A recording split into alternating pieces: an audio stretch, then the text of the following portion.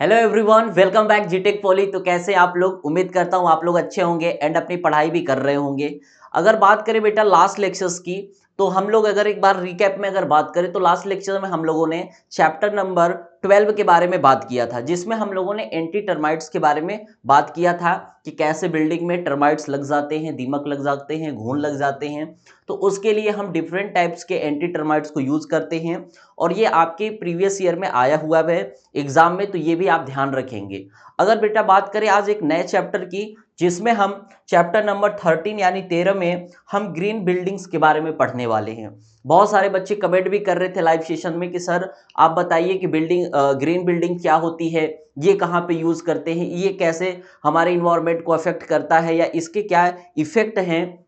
इन सारी चीजों के बारे में बच्चों ने कमेंट कर रहे थे। तो बेटा ये टॉपिक जो है बहुत इंटरेस्टिंग होने वाला है, इसलिए होने वाला है क्योंकि इस तरीके की बिल्डिंग यानी ग्रीन बिल्डिंग्स आपको आज के टाइम में अगर हम बात करें तो बहुत फ्रिक्वेंटली चल रहा है। खासकर जो जितने भी हमारे मेट्रो सिटीज है वहां पे भी इसको देखने को मिलता है। इसके पर्पज के बारे में जानेंगे, इसके उद्देश्य के बारे में जानेंगे, तब लगेगा कि नहीं हाँ ग्रीन बिल्डिंग्स बहुत ही एक नया इनोवेटिव बिल्डिंग में, अगर हम बात करें बिल्डिंग्स की दुनिया में तो एक नया इनोवेटिव माना जाता है।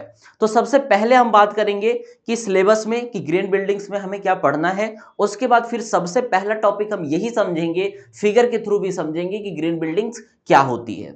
चलिए देखते हैं। सबसे पहले अगर बेटा बात करें तो यहां पे सबसे पहले स्टार्टिंग अगर हम करें तो देखिए सिलेबस। देखिए सिलेबस की अगर हम बात करें बेटा तो छोटा ही सिलेबस है, जिसमें हम ग्रीन बिल्डिंग्स में इंपॉर्टेंस के बारे में जानेंगे। बेटा ग्रीन बिल्डिंग्स के इंपॉर्टेंस के बारे में जानेंगे, इसके महत्व के बारे में जानेंगे, कंपोनेंट्स, साइट, फिर रेन वाटर हार्वेस्टिंग। बेटा वेरी वेरी इंपॉर्टेंट, ये प्रीवियस ईयर का क्वेश्चन है बेटा। अगर आप देखते होंगे तो यहां पे रेन वाटर हार्वेस्टिंग क्या होती है, या इसी को वाटर एफिशिएंसी भी हम कहते हैं, ठीक है ना। ये क्या होते हैं, ये प्रीवियस ईयर में आया हुआ है। इसके अलावा एनर्जी एफिशिएंसी क्या होती है, मटेरियल एफिशिएंसी क्या होती है, indoor air quality design and innovation rating system, ये हमारे क्या है बेटा सिलेबस डिजाइन किया गया है यूपीबीटी के द्वारा, जिसमें हम पढ़ने वाले हैं कि ग्रीन बिल्डिंग्स क्या होती है, रेन वाटर हार्वेस्टिंग या वाटर एफिशिएंसी क्या होती है। इसके अलावा मटेरियल की बात करें या एनर्जी की बात करें, एनर्जी एफिशिएंसी क्या होती है, मटेरियल एफिशिएंसी क्या होती है, फिर एयर क्वालिटी के बारे में हम यहाँ पे बात करने वाले हैं। बहुत ही इंटरेस्टिंग चैप्टर है ये बेटा, और आपके एग्जाम्स में ये आ सकता है। देखिए सबसे पहली अगर हम बात करें कि ग्रीन बिल्डिंग, बेटा पहले आप देखिए फिगर, देखिए कितना अच्छा सा फिगर है। आप देख पा रहे होंगे कि सर ग्रीन बिल्डिंग किसको कहते हैं। आप यहाँ पे देख पा रहे हैं कि डिफरेंट टाइप्स के यहाँ पे क्या है, हरे भरे पेड़ पौधे लगाए गए हैं, ठीक है ना। इस तरीके से क्या है हम अपने बिल्डिंग्स को बना देते हैं, जिससे ऊर्जा का यानी एनर्जी का जो क्षय है बेटा, यानी यहां पे बात करें कि ऊर्जा के एनर्जीज को क्षय को हमें यहां पे क्या करना है, मैक्सिमम मतलब मिनिमम करना है, ठीक है ना। ऊर्जा को हमें बचाना है, लेकिन बिना प्रकृति या प्रकृति की अगर हम बात करें, नेचर्स की बात करें, तो बिना नेचर को अफेक्ट किए, ठीक है। तो इस तरीके से हम क्या करने वाले हैं, ग्रीन बिल्डिंग्स को अगर आप लोगों ने आते जाते देखा भी होगा कि आजकल के टाइम में बिल्डिंग्स के ऊपर क्या है, खेती वगैरह भी होती है वहां पे, ठीक है ना। मिट्टी को क्या करते हैं, छत के ऊपर ले आते हैं और वहां पे छोटे छोटे पेड़ पौधे को उगाना स्टार्ट कर देते हैं। तो इस टाइप से हम क्या करते हैं कि अपने जो एनर्जी है उसको हम क्या करते हैं, मिनिमाइज कर देते हैं, ठीक है ना, उसको कम करते हैं, जो वेस्टेज होते हैं, ठीक है ना। देखिए समझिए मेरी बात को कि पहले ग्रीन बिल्डिंग्स क्या है, ठीक है। ग्रीन बिल्डिंग्स क्या है समझेंगे।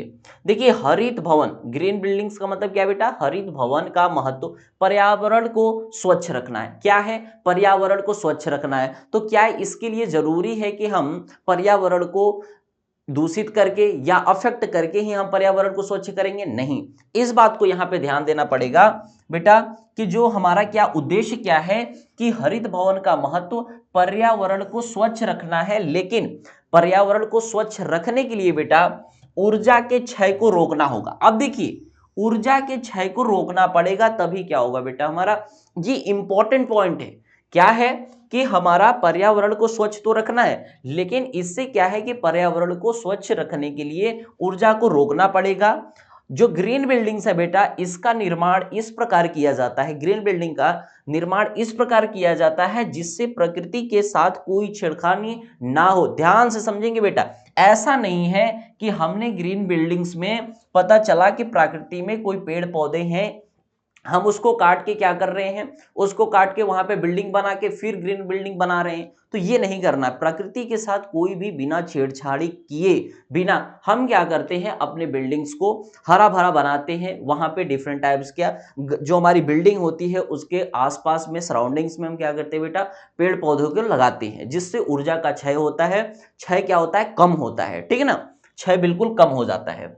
तो देखिए यहां पे क्या है कि पर्यावरण को स्वच्छ रखने के लिए, ठीक है, भवन के चारों तरफ छोटे छोटे पौधे लगाने चाहिए। बेटा मैंने बताया कि इसके लिए क्या करना पड़ेगा, चारों तरफ घर के बिल्कुल छोटे छोटे पौधे लगाने चाहिए। इन पौधों से जीवाश्म ईंधन की कमी होने के कारण ईंधन के स्रोत की पूर्ति की जा सकेगी, पहला बेनिफिट हो गया। दूसरा हमने बताया कि अनेक पेड़ पौधे ऐसे भी होते हैं बेटा जो पेट्रोल जैसे ईंधन की पूर्ति की जा सकती है। यानी बहुत सारे ऐसे, आप जानते हैं कि दुनिया में वर्ल्ड्स में बहुत सारे डिफरेंट डिफरेंट टाइप्स के पेड़ होते हैं। उन पेड़ों में एक ऐसा भी पेड़ होता है जिसमें क्या है, जिससे पेट्रोल जैसे ईंधन की भी पूर्ति की जा सकती है पेड़ के द्वारा। तो हम इन टाइप्स के पेड़ को क्या करते हैं, लगाते हैं। और इन सारी का जो अरेंजमेंट है, यहाँ पे जितने भी हम लोगों ने प्रोसेस को देखा, यानी जितने भी यहाँ पे हम लोगों ने पॉइंट्स को अरेंज किया कि सबसे पहले क्या है, स्वच्छ रखना है पर्यावरण को। फिर हमने कहा कि पर्यावरण को स्वच्छ रखने के लिए क्या करना पड़ेगा बेटा, ऊर्जा के क्षय को रोकना पड़ेगा। ऊर्जा का क्षय का रोकने के लिए बेटा हमने कहा कि प्रकृति से कोई खिलवाड़ नहीं करेंगे। ऊर्जा को रोकना है, ठीक है ना, क्षय को, लेकिन कोई भी प्रकृति के साथ खिलवाड़ नहीं करना है। फिर हमने कहा यहाँ पे कि इसके चारों तरफ जो हमारी बिल्डिंग्स है उसके चारों तरफ हम क्या करते हैं, छोटे छोटे पौधे को लगा देते हैं, ठीक है। अब देखिए यहाँ पे ग्रीन बिल्डिंग्स की अगर हम बात करें तो आप यहाँ पे देख पा रहे हैं कि किस तरीके से ग्रीन बिल्डिंग्स यानी हरित भवन हमें देखने को मिलता है, ठीक है। अब समझिए ग्रीन बिल्डिंग्स में बेटा इंग्लिश वर्जन देख लेते हैं। The importance of green buildings is to keep the environment clean. क्या है, इन्वायरमेंट को क्लीन करना है, ठीक है। फिर हमने कहा कि to keep the environment clean, energy wastage को क्या करना पड़ेगा, रोकना पड़ेगा। क्या करना पड़ेगा, एनर्जी वेस्टेज को हैज टू बी स्टॉप्ड करना पड़ेगा। फिर हमने कहा कि green buildings are constructed in such a way that there is no tampering with nature. यानी यहां पे हम नेचर के साथ कोई भी टेम्परिंग, कोई भी खिलवाड़ नहीं करने वाले हैं। इस बात को बेटा वेरी वेरी इंपॉर्टेंट है, ये आपको लिखना पड़ेगा एग्जाम में, ठीक है। हमने क्या कहा कि कोई भी छेड़खानी नहीं करेंगे हम नेचर से, प्रकृति से। फिर हमने कहा बेटा यहाँ पे कि to keep the environment clean, हमें पर्यावरण को स्वच्छ रखने के लिए क्या करना पड़ेगा, स्मॉल प्लांट्स को लगाना पड़ेगा, प्लांटेड करना पड़ेगा, ठीक है, अराउंड द बिल्डिंग के अराउंड।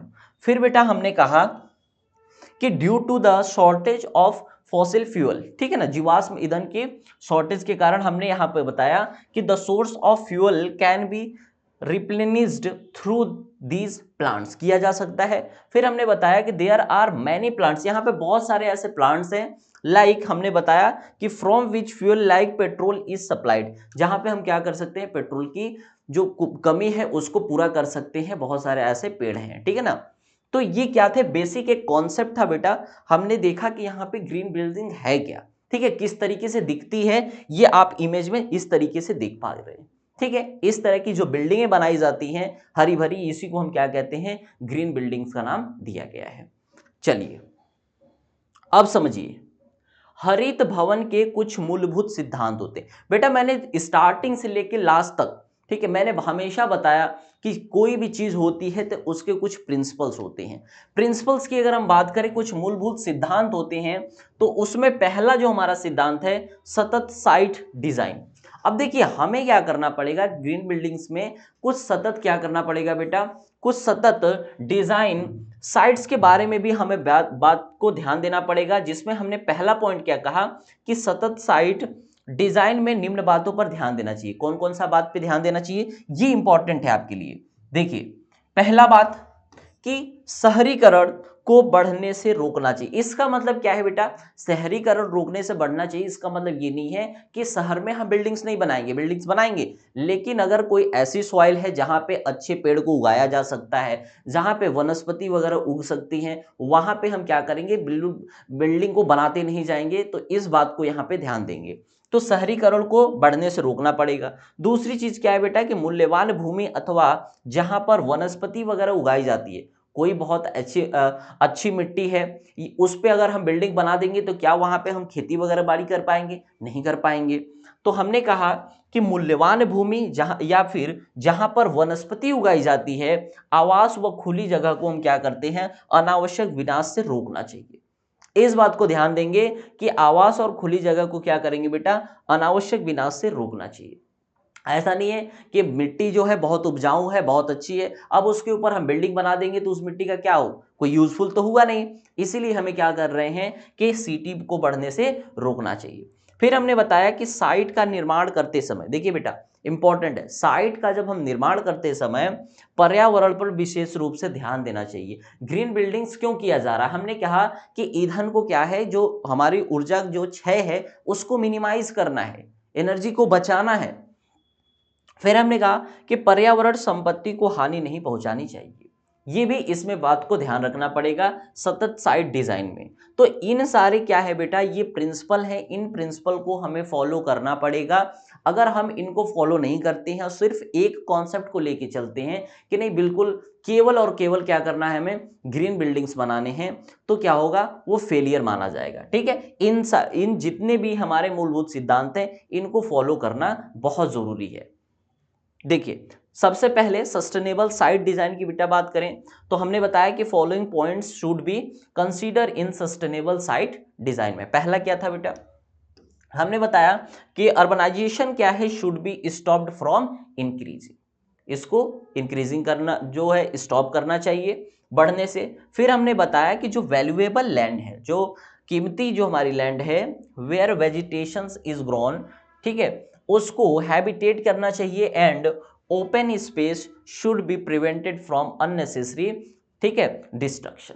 दूसरी पॉइंट होगी। तीसरी पॉइंट हमने यहां पे ये कहा कि while building a site special attention should be paid to the environment. फिर environment property should not be harmed, मतलब जितनी भी हमारी क्या है कि इन्वायरमेंट्स प्रॉपर्टी है वो भी, उसको भी हम हार्मफुल यानी हानि, उसको हानि कोई भी हम नहीं पहुंचाएंगे। जैसे हम कोई काटेंगे नहीं, या कोई पॉन्ड्स वगैरह है या कोई तालाब वगैरह है तो उससे हम कोई छेड़खानी नहीं करेंगे।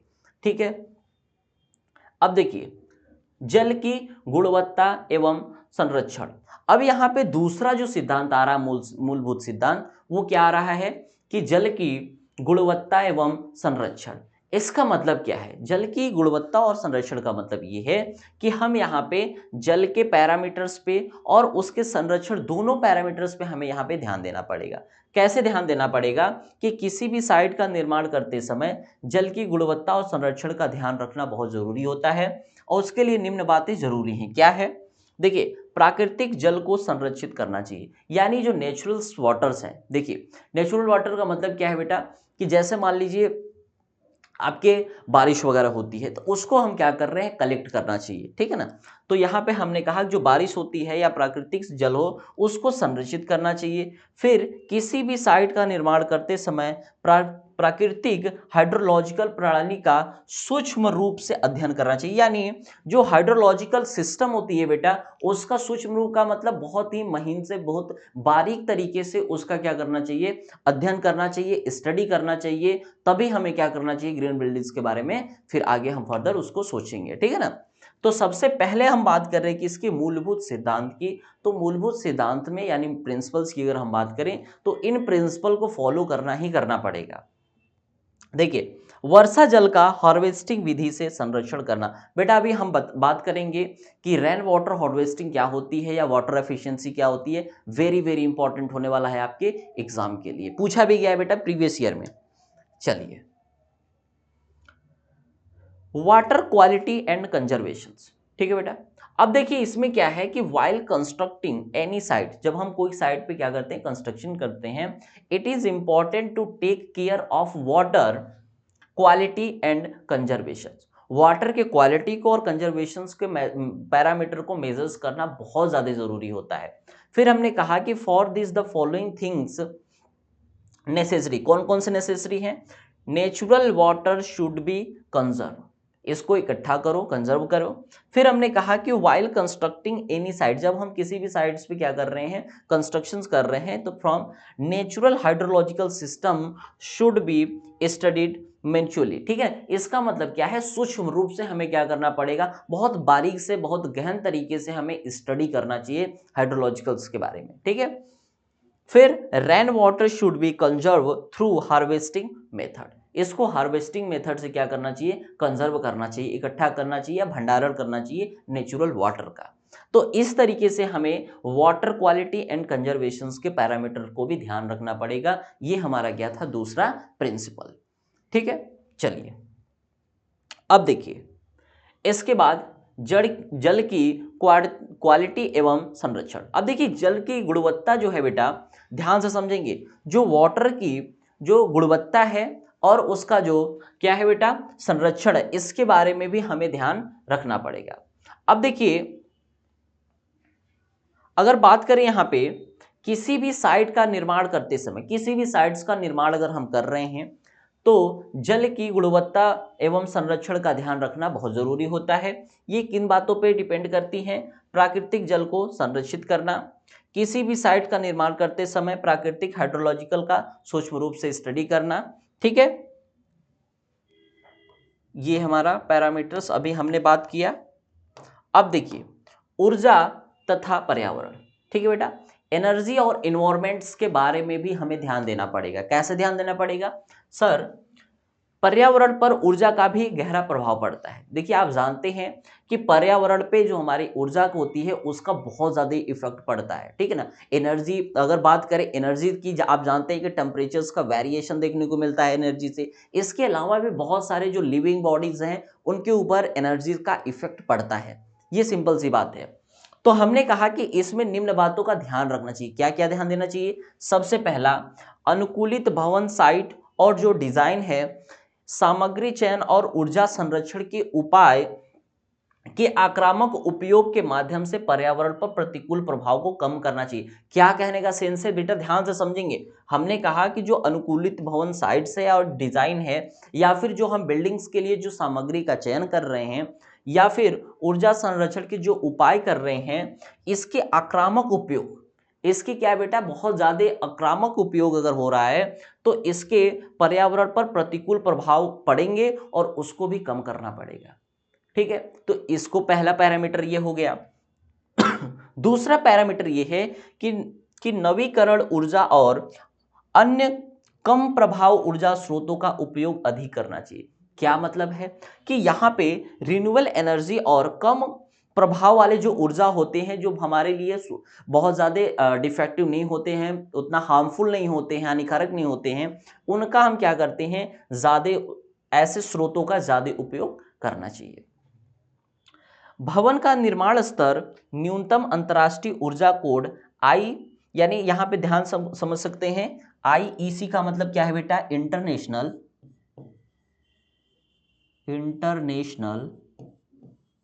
एनर्जी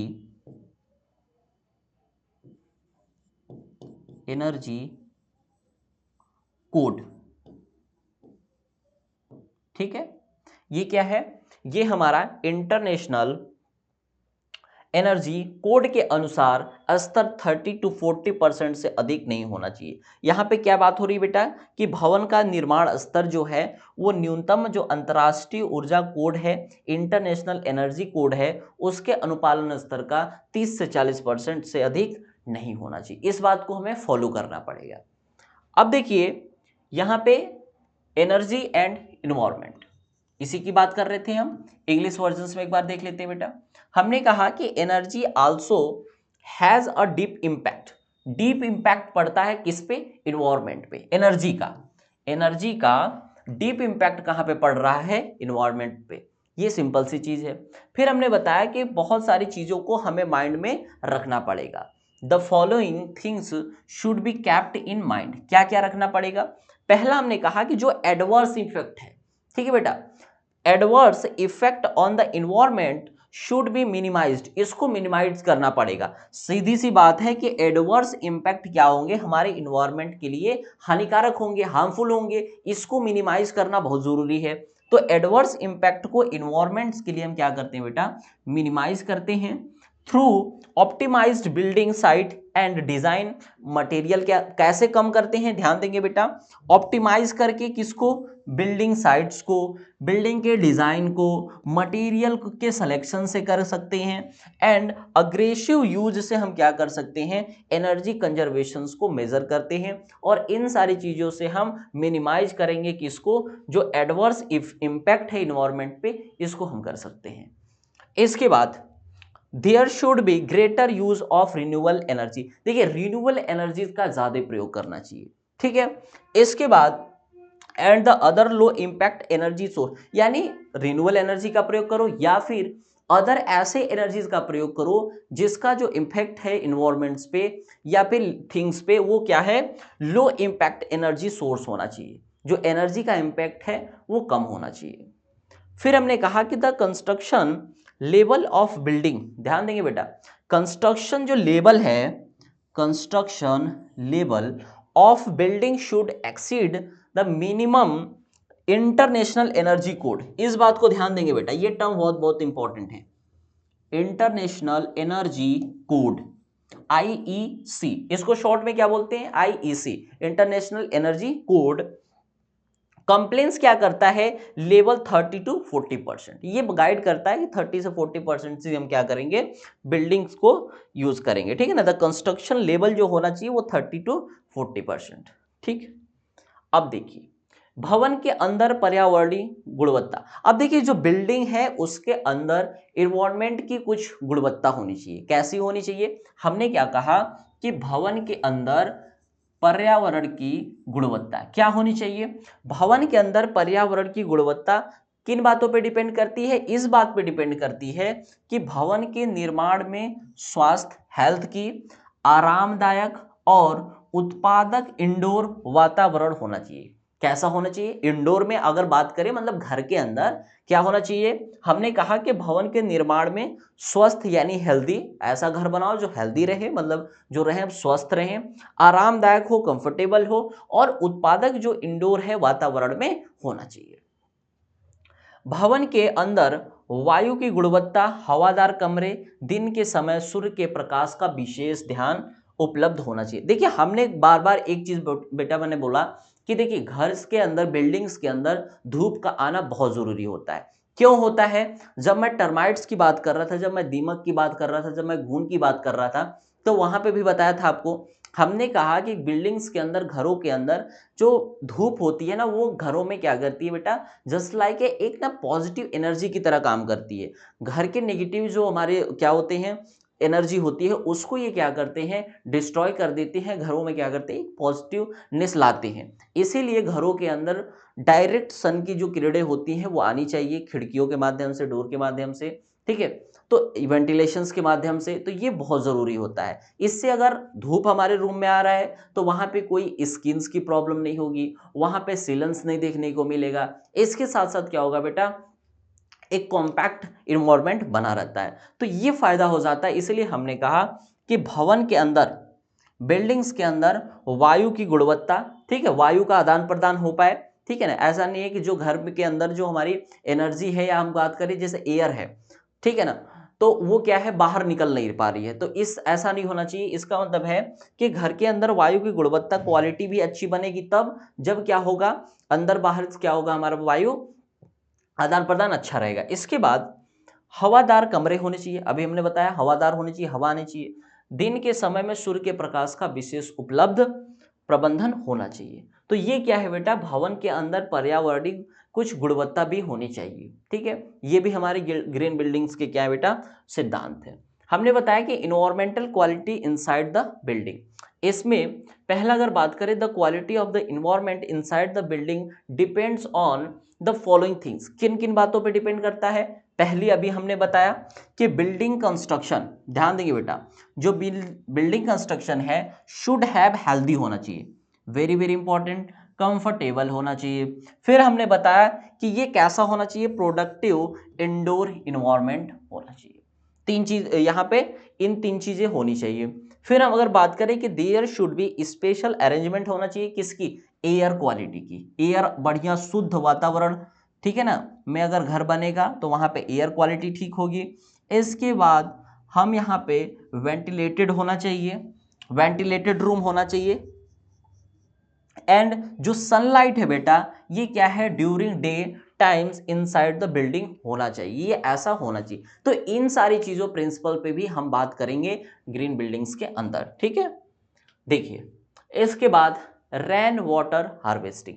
अब देखिए वेरी वेरी इंपॉर्टेंट बेटा, वेरी वेरी इंपॉर्टेंट इस पार्टिकुलर चैप्टर से बेटा, अगर कुछ इंपॉर्टेंट है तो आपका इंपॉर्टेंट है रेन वाटर हार्वेस्टिंग क्या होता है। देखिए वर्षा जल संचयन, यानी जिसको हम रेन वाटर हार्वेस्टिंग के नाम से जानते हैं। अब देखिए रेन वाटर, वर्षा के जल का संचयन का मतलब इकट्ठा करना, मतलब तालाब बना के, कोई पोखरा टाइप बना के, ठीक है ना, कोई हम क्या कर रहे हैं, जैसे आप लोगों ने बोला देखा भी होगा गांव वगैरह में, एक पोखरा टाइप का बना होता है, उसमें क्या किया जाता है, बारिश जब होती है तो उसके पानी क्या है उसमें इकट्ठा हो जाता है। जो गर्मी के दिन में क्या करते हैं बेटा, गर्मी में जो पशु वगैरह होते हैं उनको पानी पीने के लिए या फिर अन्य सिंचाई वगैरह के लिए भी यूज किया जाता है। तो हम यहाँ पे क्या कर रहे हैं, वर्षा के जल को संचयन का मतलब स्टोरेज करना, स्टोरेज कर रहे हैं।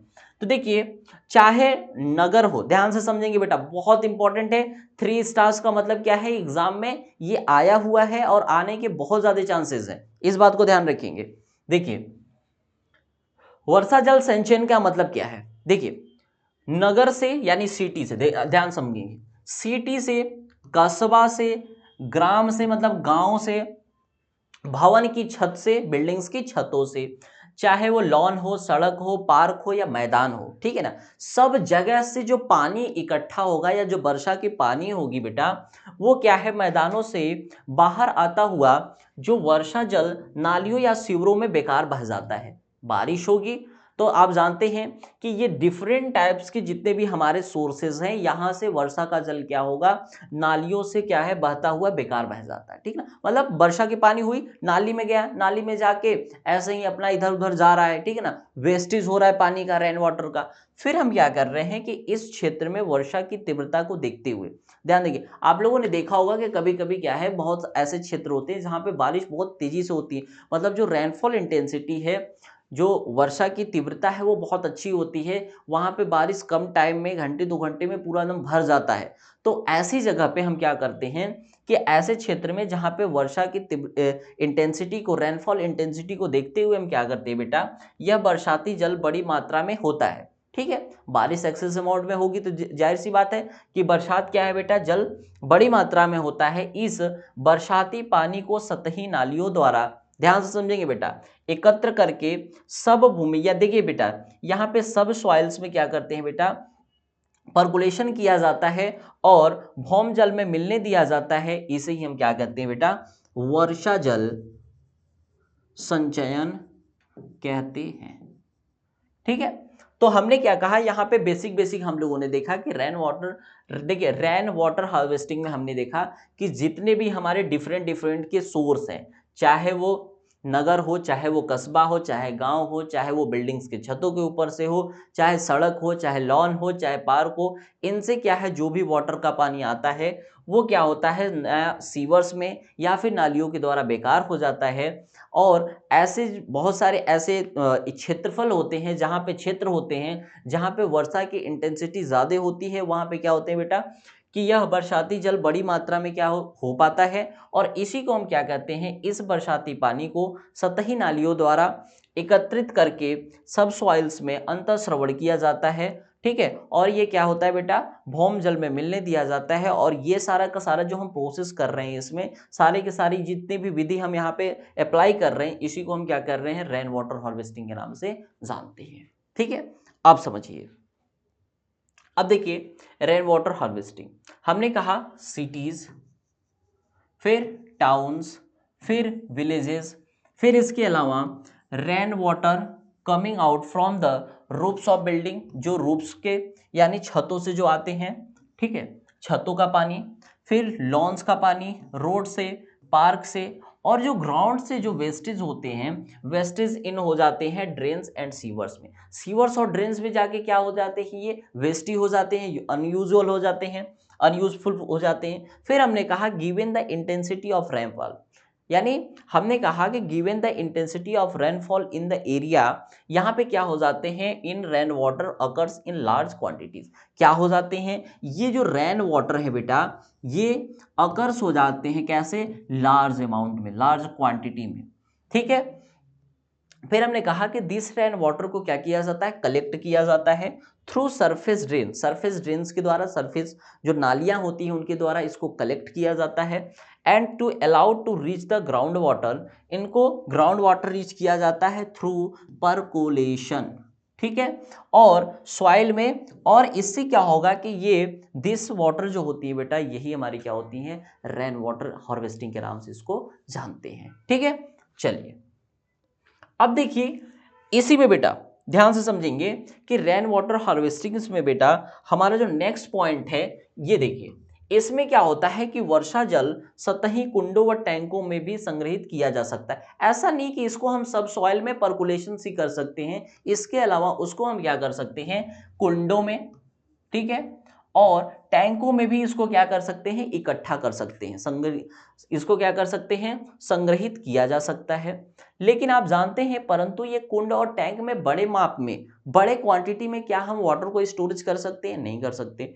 तो हमने कहा कि परंतु ये जो कुंड है या टैंक होते हैं, ये बड़े माप के नहीं बन सकते, ये बड़े माप के नहीं बन सकते, जबकि सब सॉइल यानी सब सॉइल्स में जो परकुलेशन यानी रिसते हुए क्या है बेटा, जल का संग्रहण करने वाला प्राकृतिक सब सॉइल टैंक मोलो लंबा होता है, चौड़ा होता है। लंबा चौड़ा का मतलब कुल मिला जुला के ये है बेटा कि हम अगर क्या कर रहे हैं कि सब सॉइल्स में वाटर हार्वेस्टिंग कर रहे हैं, तो वहां पे करोड़ों करोड़ों किलोमीटर जल क्या है, समा जाती है। ठीक है, लार्ज अमाउंट्स में हम वाटर को स्टोरेज कर पाते हैं। लेकिन अगर हम किससे कर रहे हैं, अगर हम यही कुंड और टैंकों से कर पा रहे हैं, तो वहां पे कुछ हम कम, बहुत कम अमाउंट्स में ही वाटर उसको क्या कर सकते हैं, कलेक्ट कर पाएंगे, संग्रहित कर पाते हैं।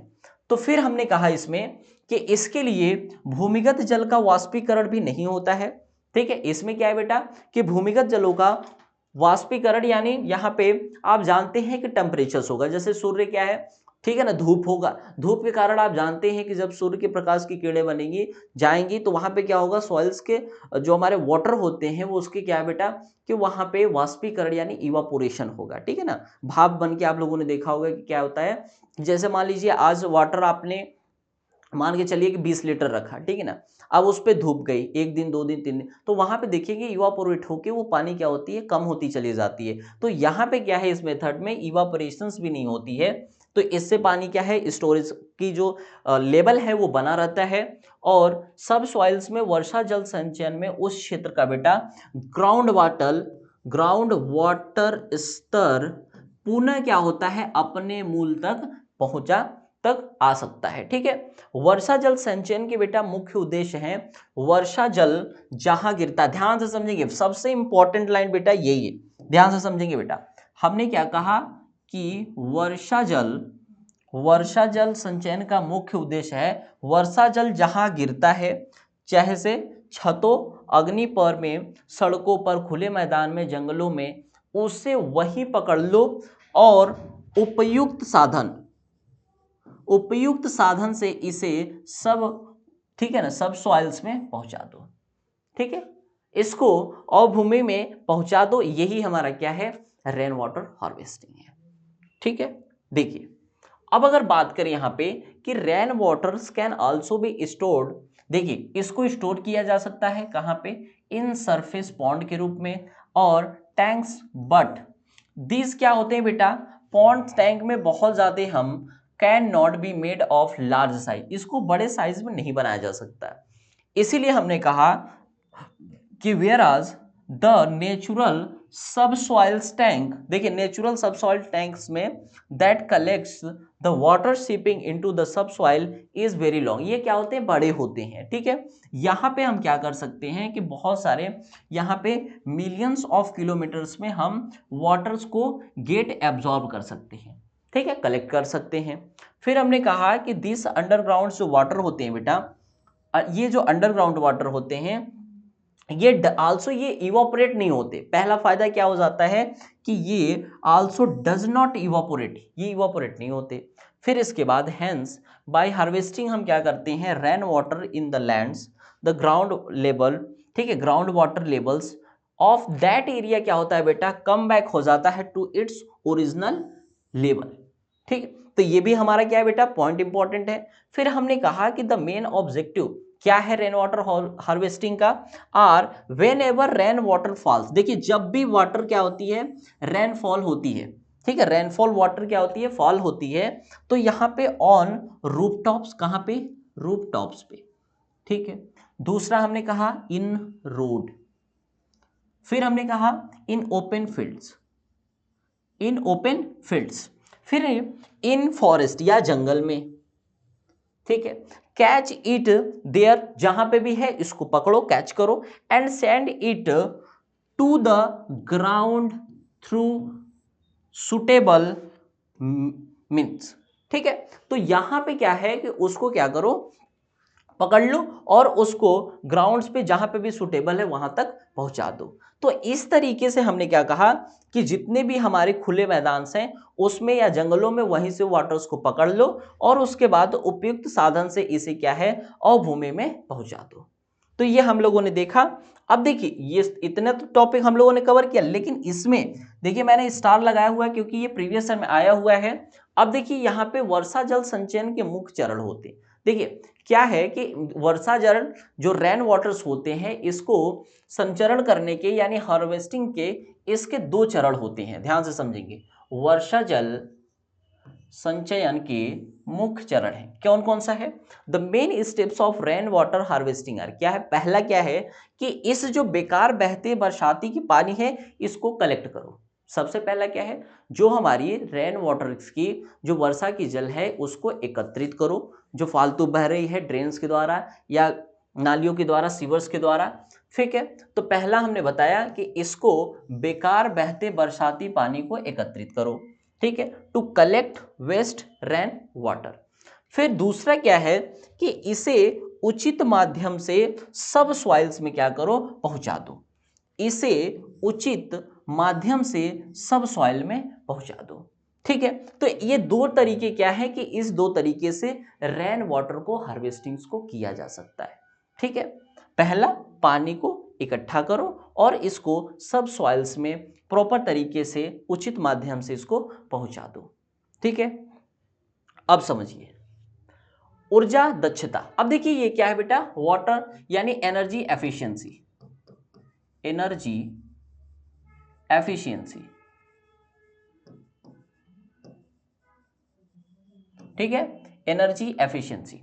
अब देखिए हरित इमारतें, ध्यान देंगे बेटा, जो हमारी ग्रीन बिल्डिंग्स थी में अक्सर ऊर्जा की खपत को कम करने के लिए, देखिए बेटा पहले ही हम लोगों ने, सबसे पहले ही हम लोगों ने किसकी बात की थी कि एनर्जीज को यहाँ पे क्या करना है, कम करना है, रिड्यूस करना। देखिए अगर बात करें यहाँ पे तो हमने कहा कि सबसे पहले ही लाइन हमने बताया था कि पर्यावरण को स्वच्छ रखने के लिए क्या करना पड़ेगा, ऊर्जा के क्षय को रोकना पड़ेगा, ठीक है। तो यहां पे एनर्जी की ही बात हो रही है, एनर्जी एफिशिएंसी की बात हो रही है।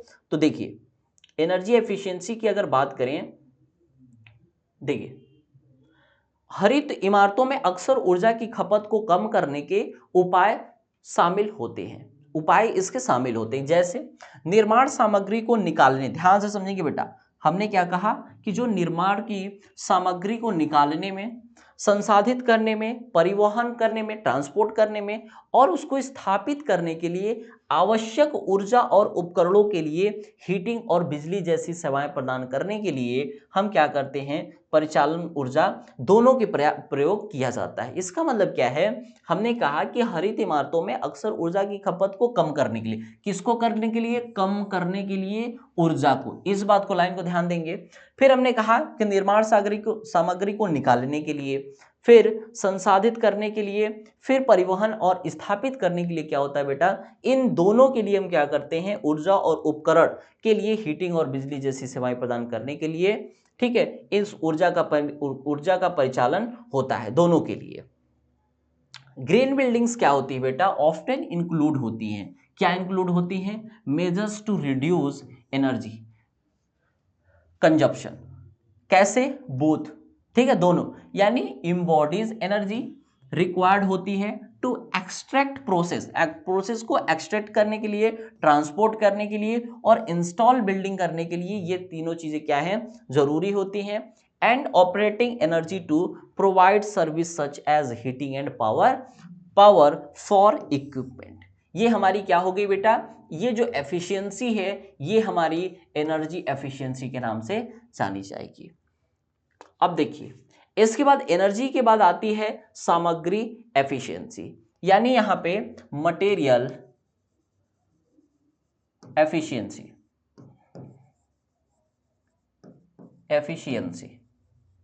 अब देखिए, हमने कहा कि सामग्री दक्षता का उद्देश्य सामग्री की खपत से जुड़े प्रभावों को कम करना है।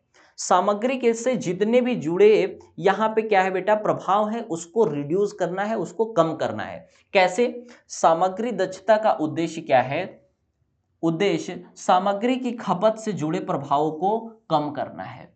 कुछ तकनीकी, ठीक है ना, रणनीतियों में मौजूदा उत्पादों को जीवन को बढ़ाना, उनका संपूर्ण रूप से बेटा हम क्या कर रहे हैं, अधिक उपयोग करना। अब पता चला कि बहुत ज्यादा उपयोग कर रहे हैं, बर्बादी से बचना, ठीक है, बचने के लिए घटकों का पुनः उपयोग करना कि बर्बाद ना है, उसको हम फिर से यूज करेंगे, या फिर हल्के उत्पादन डिजाइन के माध्यम से सामग्री की मात्रा को कम करना शामिल है। इस तरीके से हम क्या कर सकते हैं, मटेरियल के एफिशिएंसीज को हम क्या कर सकते हैं, घटा सकते हैं।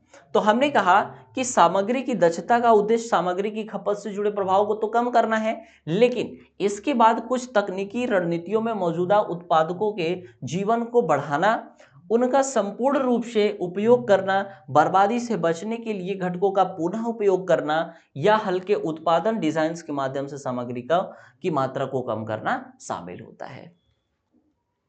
देखिए, मटेरियल एफिशिएंसी।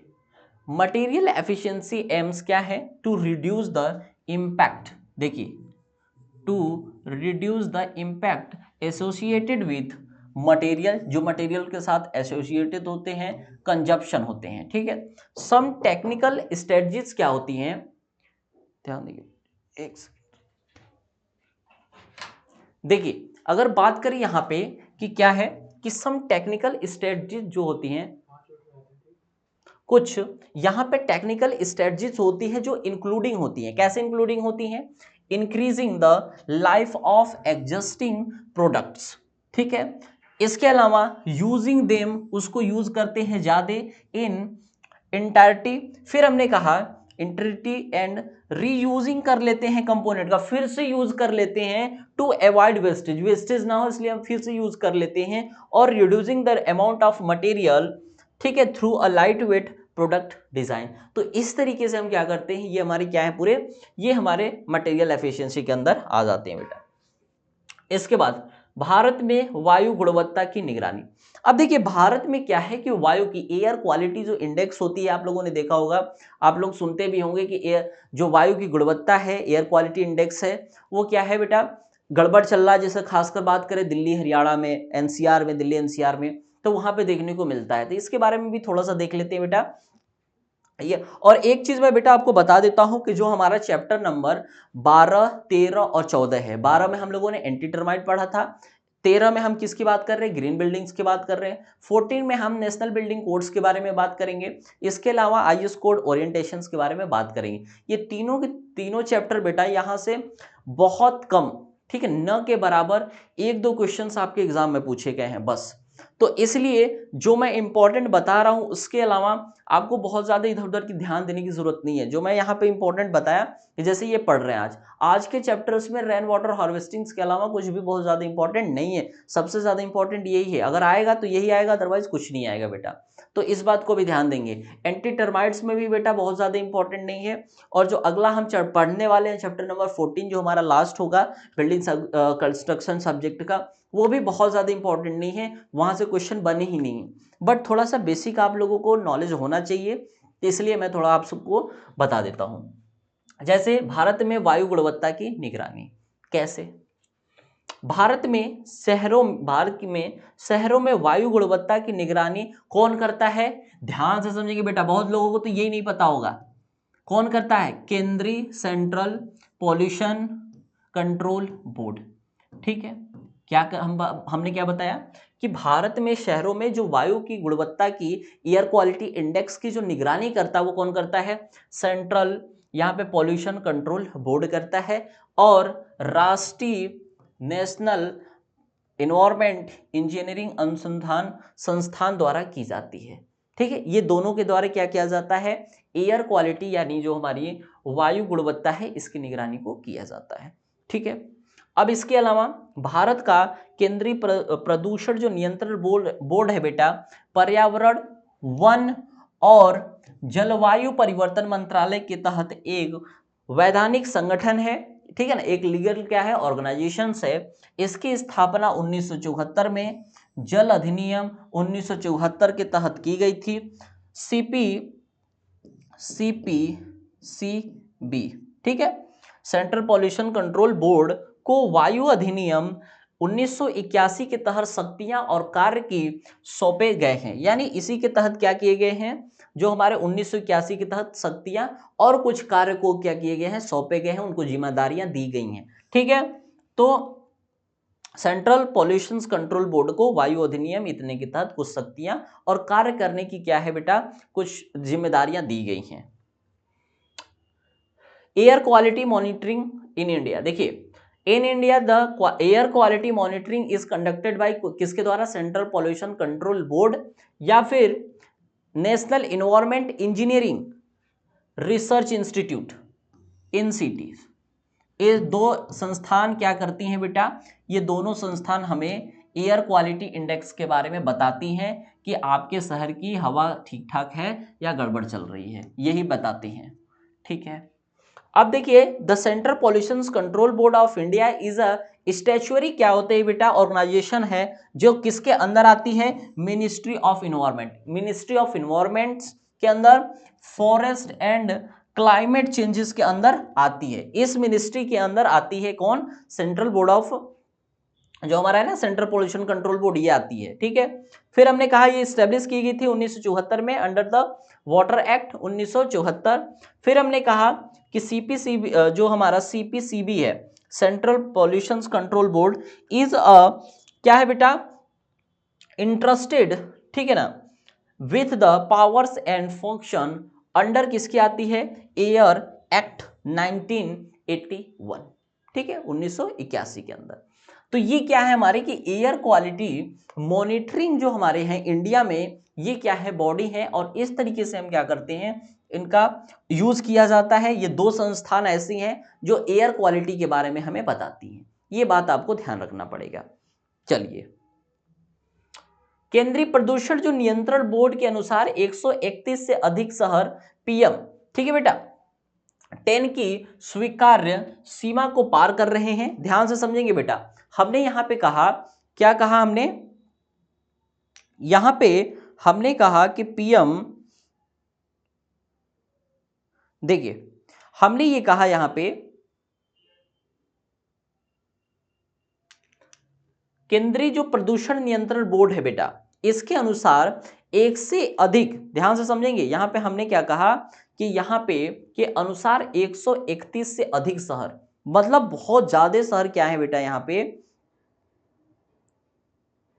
PM10, ठीक है, यानी अधिक शहर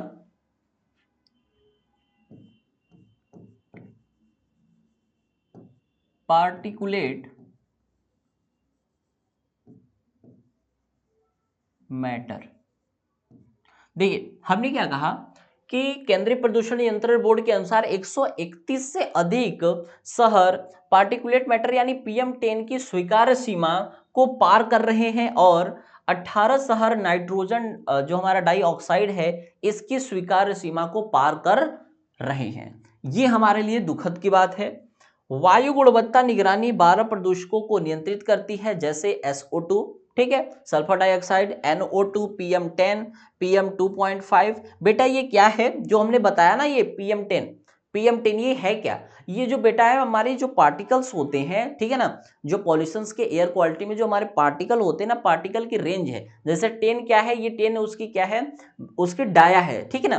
तो अगर हम बात करें कि जैसे PM अगर 10 की बात करें तो ये क्या होते हैं कि माइक्रोमीटर्स या इसके लेस, ठीक है ना। ये क्या है, PM10 का मतलब कि 10 माइक्रोमीटर्स या फिर इससे लेस जो डायमीटर हो इस पार्टिकुलर मैटर्स का। तो इसमें हमने कहा कि ये क्या है, ये डिफरेंट टाइप्स की क्या है बेटा, कण है जो वायु गुणवत्ता निगरानी 12 प्रदूषकों को नियंत्रित करती है। ये 12 जो हमारे नाम है इस तरीके से, ठीक है ना, 2.5 माइक्रोन आकार तक के कण। देखिए ये जो हमारे बेटा क्या है, जो कण है ये क्या है, 10 माइक्रोन आकार तक के कण है, ये क्या है, साइज है, ठीक है। और PM क्या है, पार्टिकुलेट मैटर है, ठीक है। ओजोन हो गया, सीसा हो गया, आर्सेनिक हो गया, ये डिफरेंट टाइप्स के बेटा हमारे क्या है, अभी हमने बताया कि ये हमारे 12 प्रदूषक क्या है बेटा, वायु गुणवत्ता निगरानी 12 प्रदूषकों को नियंत्रित करती है। ये हमारे क्या है, डिफरेंट टाइप्स के प्रदूषक हैं, ठीक है। अब देखिए इसके बाद बात करते हैं किसकी, यहां पे इंग्लिश वर्जन की। तो हमने बताया according to the central pollution control board 131 से क्या है बेटा, सिटी जो है एक्सीडिंग कर जाती है परमिसिबल लिमिट ऑफ PM10, ठीक है। और 18 जो सिटीज हैं वो भी एक्सीड कर रही हैं permissible limit of nitrogen dioxide, ठीक है, 18 और 131।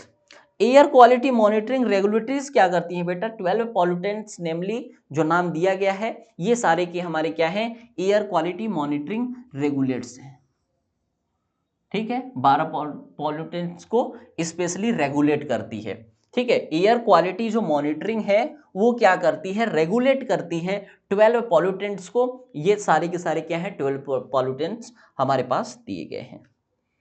हालांकि शहरों में केवल PM10, सल्फर डाइऑक्साइड और नाइट्रोजन डाइऑक्साइड क्या होते हैं बेटा, कि नियमित रूप से निगरानी की जाती है। अन्य प्रदूषकों की निगरानी केवल चयनित शहर में की जाती है। भारत में शहरी क्षेत्रों में पालन किए जाने वाले जो अंतर्राष्ट्रीय परिवेशी वायु गुणवत्ता मानक है। देखिए however across the cities only PM10, sulphur dioxides and nitrogen dioxides क्या है और मॉनिटर्ड है रेगुलेटरी। अदर जो पॉल्यूटेंट्स हैं are monitored only in selected city. In India national ambient जो एम्बिएंट एरर है quality standards to be followed in urban areas, इसको कहां पे फॉलो किया जाता है, अर्बन एरियाज में। तो इस बात को बेटा हम ध्यान रखेंगे। तो यहां पे हम लोगों ने बेटा जो चैप्टर नंबर 13 था जिसमें हम लोगों ने ग्रीन बिल्डिंग्स के कॉन्सेप्ट को देखा। मैं आपको बार बार बता रहा हूं कि ग्रीन बिल्डिंग से आपके सवाल शायद बनेंगे, इस बात की गारंटी है। अगर बनेगा बेटा, अगर क्वेश्चंस मान लेते हैं कि अगर बना तो आपसे एक क्वेश्चन पूछा जाएगा, रेन वाटर हार्वेस्टिंग क्या होती है, ठीक है, ग्रीन बिल्डिंग्स क्या होती है, हो सकता है कि उसकी डेफिनेशन पूछ ले। दूसरा जो सबसे ज्यादा 99% चांसेस है रेन वाटर हार्वेस्टिंग के बारे में आपसे पूछा जाएगा। तो हम लोगों ने चैप्टर नंबर 13 को कवर किया। इससे पहले हम लोगों ने चैप्टर नंबर 12 को कंसीडर किया था, फिनिश किया था, जिसमें हम लोगों ने एंटी टर्माइट्स के बारे में बात किया था। 12, 13, 14 बेटा ये जो हमारे चैप्टर है लास्ट के 3 चैप्टर ये बहुत ज़्यादा इंपॉर्टेंट नहीं है। 99.9% क्वेश्चन आपके बेटा जो हमारे स्टार्टिंग चैप्टर से लेके मतलब चैप्टर नंबर 1 से लेके 11 में ही बन जाएंगे। तो इस बात को ध्यान रखेंगे, ठीक है। तो मिलते हैं नेक्स्ट लेक्चर्स में। अगले हमारा जो चैप्टर होगा बेटा वो नेशनल बिल्डिंग्स कोड होगा, उसमें देखते हैं कि कौन कौन से टर्म्स हैं। और बिल्कुल भी बेटा वो इंपॉर्टेंट नहीं है, बस आपकी इंफॉर्मेशन के लिए वो हम सेशन लेके आएंगे। तब तक के लिए थैंक यू।